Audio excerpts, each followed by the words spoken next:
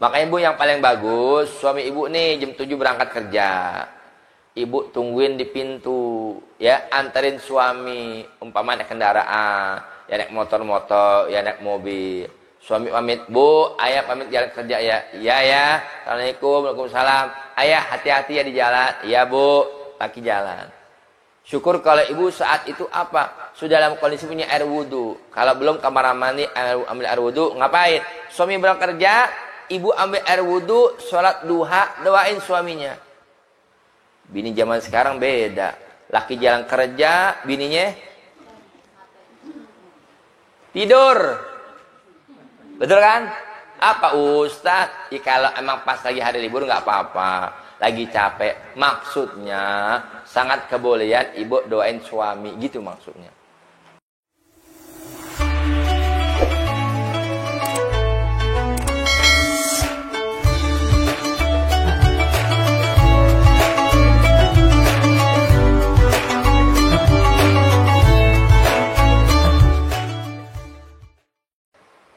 Makanya ibu yang paling bagus, suami ibu nih jam 7 berangkat kerja. Ibu tungguin di pintu, ya, anterin suami, umpama naik kendaraan, ya naik motor-motor, ya naik mobil. Suami pamit, "Bu, ayah pamit jalan kerja ya." "Iya ya." "Assalamualaikum." "Waalaikumsalam." "Ayah hati-hati ya di jalan." "Iya Bu." Laki jalan. Syukur kalau ibu saat itu apa? Sudah dalam kondisi punya air wudhu. Kalau belum kamar mandi, ambil air wudhu, ngapain? Suami berangkat kerja, ibu ambil air wudhu, sholat duha, doain suaminya. Bini zaman sekarang beda. Laki jalan kerja, bininya tidur. Betul kan? Apa Ustadz? Ya, kalau emang pas lagi hari libur nggak apa-apa. Lagi capek. Maksudnya sangat kebolehan ibu doain suami. Gitu maksudnya. Jadi ibu kepengen suaminya sukses kerja. Suami ibu sukses bisa gara-gara doanya ibu sebagai istri. Makanya ibu punya mulut juga dijaga. Jangan kasih sedikit sama laki. "Bu, sumpahin lu." Masa lagi disumpahin? Yang nyesel ibu sendiri ntar. Jangan. Ya kasar-kasar melaki. Ya kan? Bukan jangan gara-gara telat gaji dikit. Itu kan bukan kemauan suami. "Ayah, di tanggal berapa ini? Masa nggak turun-turun gaji?" Ayah bohong ya. "Ya Allah Pak Bu, masa ayah bohong sih? Ini ATM ayah itu periksa aja ATM. Dua sebelum. Ayah jadi pusing nih seminggu." Nah, doain. Mungkin lagi ada sedikit trouble di kantornya. Lagi ada sedikit permasalahannya. Bantu doa. Kan jadi buat sama-sama. Ibu sebagai istri doain suami. Suami juga dari kantor doain istrinya. Doain anak-anaknya yang kerja. Doain semua tuh. Ya. Ibu bisa pakai bahasa Arab. Bagus. Nggak bisa. Pakai bahasa Indonesia. "Ya Allah. Permudah ya Allah pekerjaan suamiku ya Allah. Berikan keberkahan dan pekerjaannya ya Allah. Sehingga suamiku dapat memberikan kami nafkah dengan harta yang halal ya Allah. Yang berkah, yang manfaat. Yang dapat menyebabkan kami makin cinta, makin tambah dekat ibadah kami kepada Engkau ya Allah." Tuh. Doa istri ibu didengar. Ya. Nah, yang keempat, rizkinya halal dengan mulia. Nah, itu yang tujuh.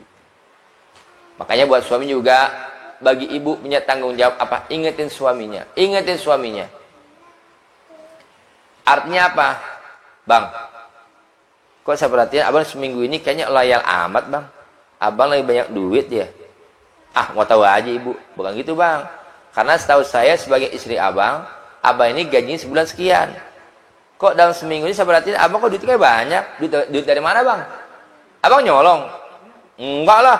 "Abang korupsi?" "Enggak lah." "Terus boleh nemu?" "Boleh nemu di mana bang?"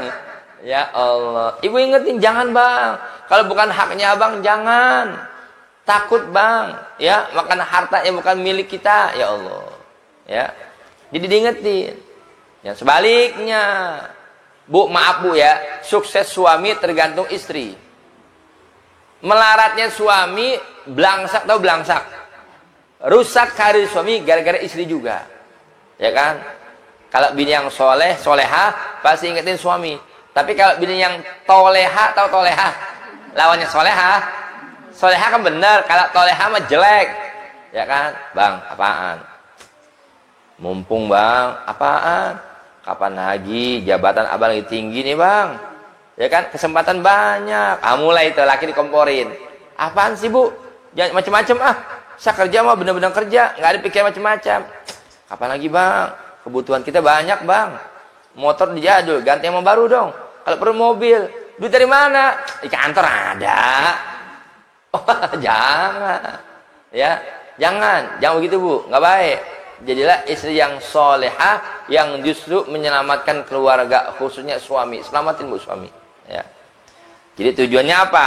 Boleh, maaf tadi, dapat rizki yang halal. Bukan sekedar halal, tapi mulia. Kenapa? Karena sesuai pekerjaannya. Apa artinya halal kalau membuat orang itu jadi nggak mulia? Ya. Adapun orang yang berkhianat, kan tadi pertama dibilangnya apa bu? Amanah. Ya, kerjanya amanah. Sekarang lawannya, adapun orang yang berkhianat, yaitu lawannya yang beramanah, atau orang yang membuat tipu daya di dalam pekerjaannya, dari karena ingatannya yang bodoh, nggak paham ilmu, ya khianat. Padahal dia nggak punya background pekerjaannya, dasarnya nggak ada. Belajar, oh nggak mau. Nah, jadi maaf, ingatannya bodoh, nggak paham. Bahwa nanti boleh dapat satu keuntungan, dia cuma taunya gimana caranya dapat untung gede, nggak pikir panjang, ya.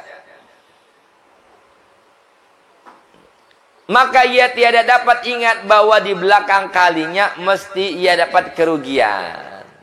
Bukan hanya rugi bu, dan dapat kehilangan pangkat. Interogasi karyawan, sama owner.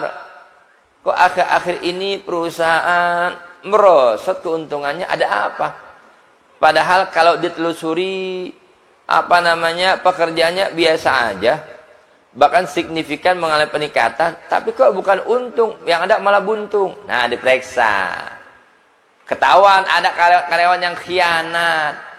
Ya, yang harusnya keuntungan itu masuk ke dalam perusahaan kantor, ya kan? Kantong perusahaan, malah masuk kantong pribadi karyawan. Nah, dia cuma sesaat doang tuh. Kapan lagi nih? Nah, nggak mikir ke depannya. Kalau satu waktu begitu ketahuan, ketangkep, akhirnya apa? Orang itu mengalami kerugian, bahkan ujung-ujungnya dapat kehilangan pangkat. Masih mending kalau nggak langsung dipecat, apa? Diturunin jabatannya. Nah, kalau langsung dipecat bagaimana? Kan rugi. Orang berbondong-bondong rebutan pengen kerja, dia udah enak kerjaannya, tapi khianat, sayang, ya. Bahkan dan kebusukan nama, jadi jelek namanya. Apabila ia sudah dapat sekalian itu, maka barulah ketika itu ia menyesal. Bu, namanya nyesal duluan belakangan? Belakangan, nggak ada nyesal duluan, belakangan. Padahal udah diingetin dalam agama, jadilah orang yang beramanah, jangan khianat. Ya, kalau khianat nanti ujung-ujungnya apa? Bukan dapat keuntungan. Walaupun mungkin yang ngerasa dapat keuntungan, tapi keuntungan itu hanya sesaat. Tapi setelah itu dia akan dapatkan yang namanya kerugian, bahkan kehinaan, sampai pada apa? Kebusukan nama, jadi jelek namanya. Oh, viral di kantornya. Oh, ada karyawan dipecat tuh, kenapa? Korupsi. Semua karyawannya pada paham. Oh, nggak bener tuh orang tuh. Jadi jelek namanya. Diingat orang tapi dengan ingatnya jelek. Kebusukan nama apabila ia sudah dapat sekalian itu, maka barulah ketika itu ia menyesal. Padahal tiadalah berguna lagi menyesal itu adanya. Ya udah, namanya nyesel belakangan, nggak ada gunanya. Ya, jadi percuma. Beliau di like dong, komen.